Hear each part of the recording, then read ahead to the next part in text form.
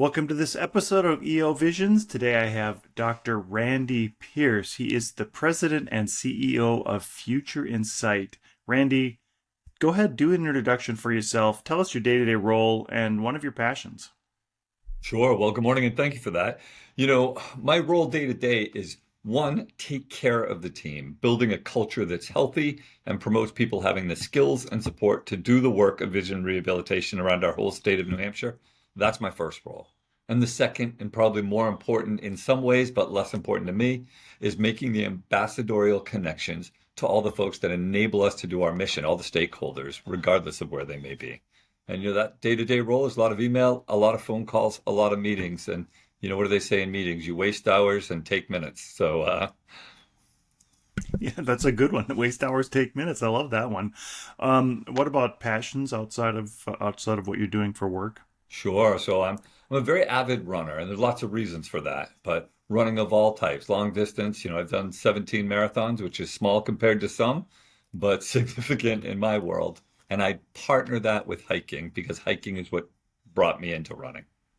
That's great. Randy, before we get started, you have volunteered to be part of the Free Joke Project, and I'm just going to tell you a joke. You give me a rating 8 through 13. So here we go. Why do scuba divers fall backwards out of the boat?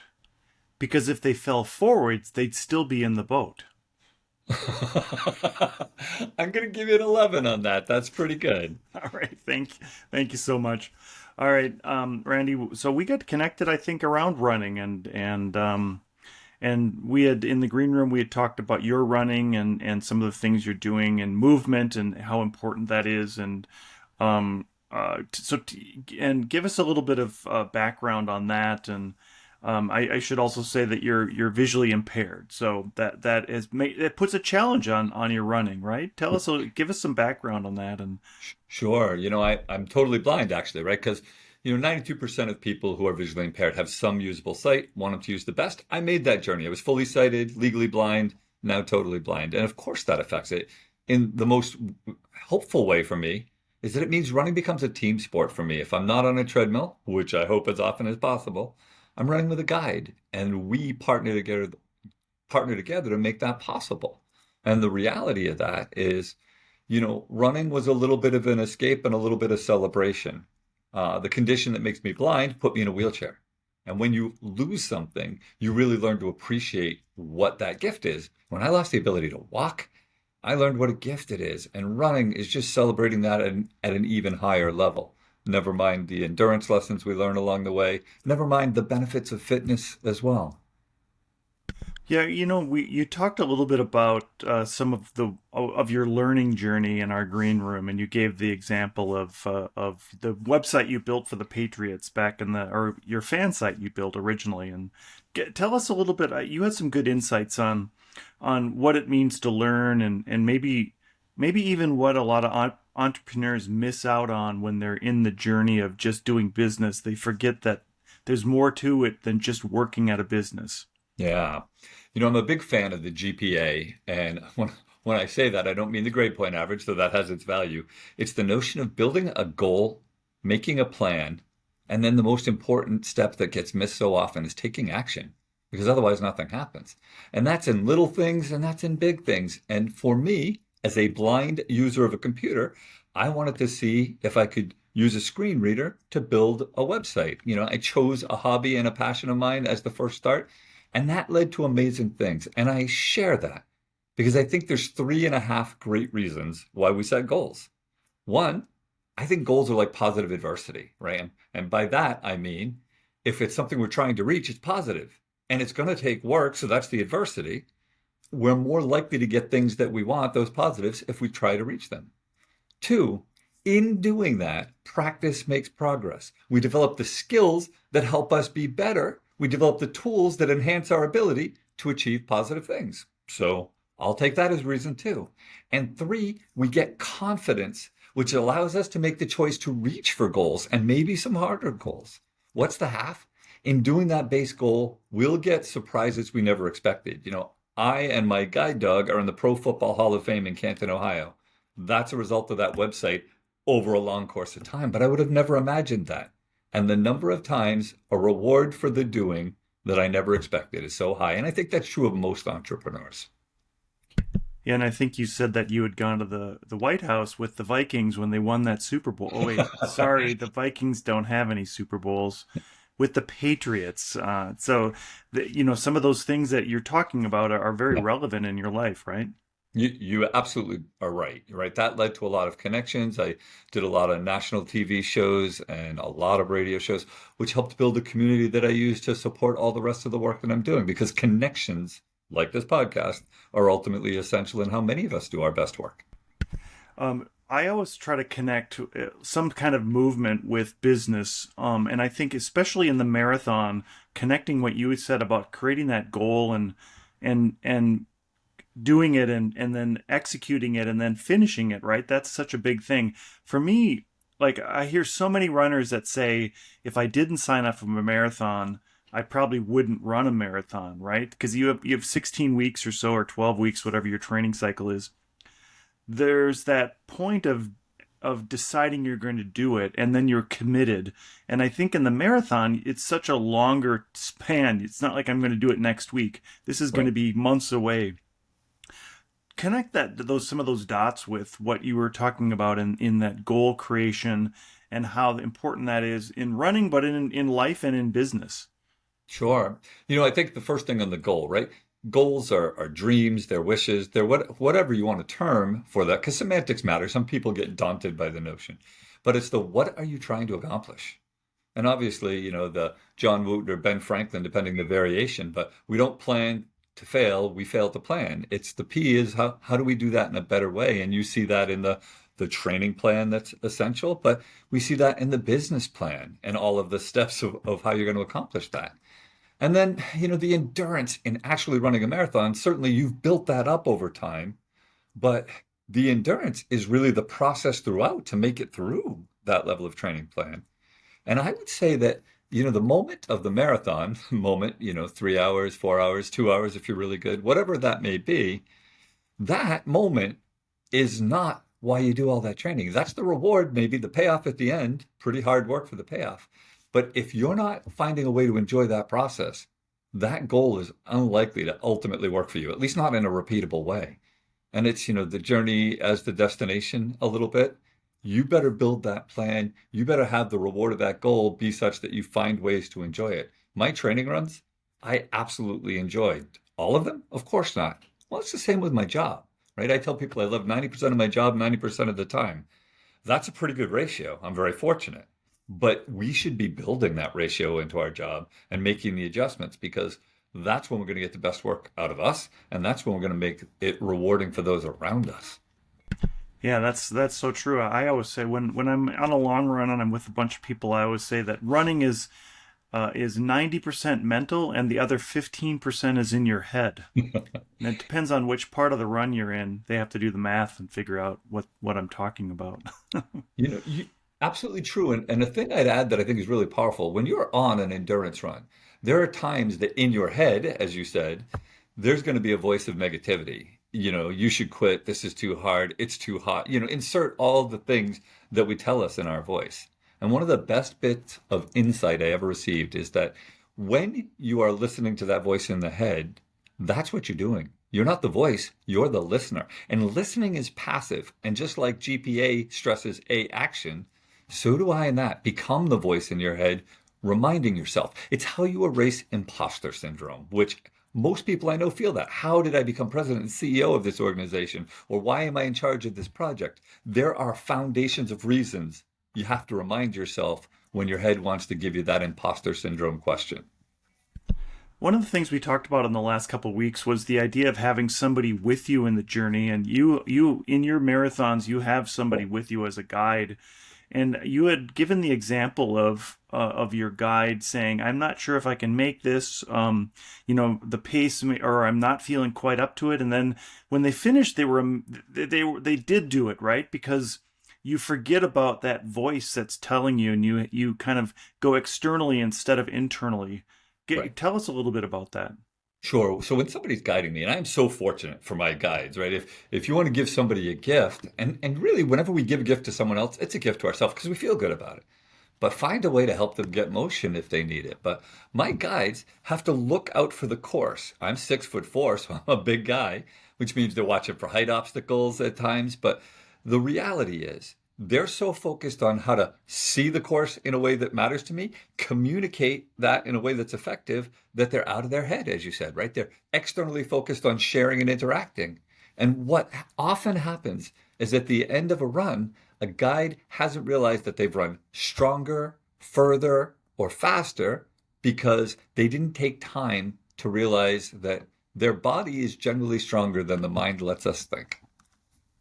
Yeah, I can say that I've often looked back at my pacing, and I've seen when mentally I turn off, my head says no, I'm not going to do this. I'm going to start walking now, and my pace doesn't actually go down for a couple more miles because it's your head that's telling you, and your body's still going, but for whatever that mental reason is, you've decided to check out. And I think in business that happens to a lot of entrepreneurs, especially on the longer journey, on the longer projects. How do you recommend, or what do you tell entrepreneurs that are trying to break through that wall that they have in their journey, in their business journey, to try to get to the next level? I'm always eager to share my perspectives, not my advice, right? Because people have to find what resonates for them because each of our situations are so different. But I think the first thing speaks to the connection. Build a good team because a team helps you work through those things, and we all need it at times. And there's a simple acronym for team. Together, everyone achieves more, which I buy into. Now, the second part that I think is more important is that a team is comprised of many things. T, who are you trusted and true that you can tell anything to? That's the frustration moments, right? I just want to be earnest. E, who's the eager, enthusiastic encouragers, right? We all have times we need a little motivation, and we have connections, hopefully, that help give us that. And then A, who are your accountability partners? The ones who'll be candid with you, tell you when you're doing what you shouldn't or when you're not doing what you should, right? We need that honesty and that clarity, hopefully still compassionately, but radically candid. And then M, who are your mentors? Who are your teachers? Who are your coaches? We all need those because they help us grow the fastest. Now, there's more than that, but if we could all find those core four and maybe multiple people, I think that makes us all more successful. Yeah, and I'm glad you mentioned the advice thing. I'm in entrepreneurs organization. We don't give advice. We say we don't should on people. Yeah. um, one thing I do struggle with, though, as a coach, you have to give advice. You have to kind of tell people what they're doing. But I think that fits into that accountability portion of it, where I did some training earlier in the year, and a lot of times they talked about the advice giving. If you take that advice, you are now sort of giving away that accountability for yourself, right? If you're a coach, you're telling somebody what to do. Well, now the coach is accountable for what they've told you to do. Yeah. In business, if you take that advice, I can't make Randy accountable for my business decision. I have to make myself accountable. How do you square with that when you're working in business? So that's a hard challenge, right? Because it depends who you're dealing with. If you're dealing with your direct reports, there are times we're giving them directives which are different than advice. I think when in the moment of advice, I want to ask questions that they may have a bias, but I try, there's a difference. Clarifying questions are a first stage when we're learning. That has no bias. But then I'll ask questions once we've clarified that are hoping that they'll find the path to the advice themselves. It should be clear, but directives are different than advice on that front. So understanding that is important. And then perhaps the most important thing to me is that accountability is so often delivered as a punitive measure, right? If you don't do this, this is the negative result, or however it's framed. And I like to turn things around, right? Understand, avoid the negatives for sure, but promote the positive. And accountability is the reward we get for being responsible and giving ourselves direction in our own ways. As a blind traveler, my guide dogs are frequently leading the way for me. But I have an accountability in that relationship. I don't just say, hey, take me somewhere because I'd be at the dog park every day. I'm responsible for the journey, even as I utilize the tools and the guides to help me navigate in some ways. Yeah, we have a Jack Russell, so we would just be going back and forth with the ball every day. We wouldn't go anywhere. We would be on a return journey But, constantly. but you do it tirelessly. Yeah, absolutely. So one of the things you would I know that you do mountain climbing as well, right? Or is there a difference between that journey and the running journey? Is it just slower, but it's more technical? I mean, it's got to be. Give us a little bit insight on that. Yeah, absolutely. I love the metaphor, in business that I take away from both, right? I want us to all reach our peak potential, literally and figuratively, and I want us to have the endurance to see it through the end. In mountains, the journey is not the summit. You got to get your way back down, right? So having that full endurance. But the difference is absolutely technical. It's much slower, but there's so much more detail, especially, here in New Hampshire in the White Mountains. It is very rocky, rooty, twisty footing, and straight up the mountain. They don't use switchbacks nearly enough. So the focus involved is enormous. And that's what led me to running, is that I needed my mental focus to be sharp. So I needed to get my body in better shape, that the physicality wasn't what's taking my energy. It was the mental energy. And I would say that the communication is more intense, but less time sensitive. When you're running, there's a pothole, you have an instantaneous decision and reaction, or I'm rolling an ankle, or I'm tripping over a manhole cover. On the mountains, you can take all the time you need reasonably to work through it, but it's much more complex. So it's a more in-depth communication, like some of our work projects. Sometimes we got to make some agile decisions. Sometimes we need to dig into the details, right? Um, what do you if you could give some advice, or actually if you had some insight for this, what's coming now for business in these next quarter, this coming quarter, this coming year, Yeah. what are your predictions? What do you think is going to happen in business in terms of, are we going to be up or down, or do you have any insight on that? Well, I mean, we'll be all of those things depending on who you are and how you approach things, That's right? And true. uh, Very good. but the thing I would focus on right now is it kind of ties into your accountability, right? AI is changing the landscape dramatically for me personally and professionally. And I think, like any tool, understanding whether the tool is right for you, whether it's right for the situation, is important. And not using a tool has a risk of its own. But realizing that no matter how you use any tool, you're accountable to the results that you're getting out of that in a variety of ways. So it doesn't mean don't use it. It means explore it, be educated. But I think as businesses, we're going to have to integrate this in some fashion into the work we do. And we're going to have to give our teams the guidance to do that, because otherwise we're going to fall behind people who are using it. Do you think that there's entrepreneurs out there who are so hyper focused on AI that they're getting rid of their team and they think they can do it all by themselves and they lose the idea of team? Because you can deploy agents to do all kinds of work in your company. Yeah, no, I mean, I'm reading reports that every day that it is happening, and some of the negative consequences are already clear. And I started everything by saying connections, and I think people matter most. That doesn't mean that they can't have tools that will help and build efficiencies and change some of the structure. But I want to do that thoughtfully. The quick joke I heard is that we thought we'd develop computers so they'd do all the menial work, and we could have time for art and music and poetry, and the reverse is what's happening. And I don't actually buy in that the reverse is what's happening, but I get that it's an implied misuse is happening, so that they're not serving humanity in all the ways we'd want. Sometimes they're disservice, and that we want to guard against and plan against. Yeah, yeah, implied misuse. I like that phrase. Uh, Randy, we have a few minutes left. As I close out the podcast, give everybody a chance to do a shameless plug about anything they'd like. What would you like to plug today?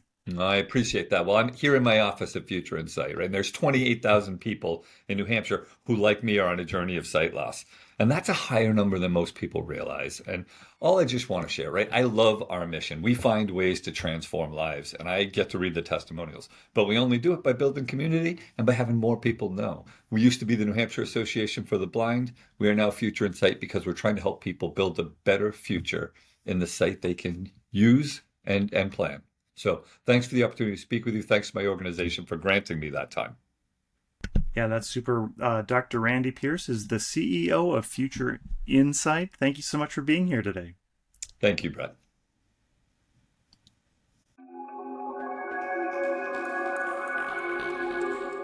Uncharted Entrepreneurship is a production of Content Basis LLC. Copyright 2023. You can find more award-winning content at contentbasis.io.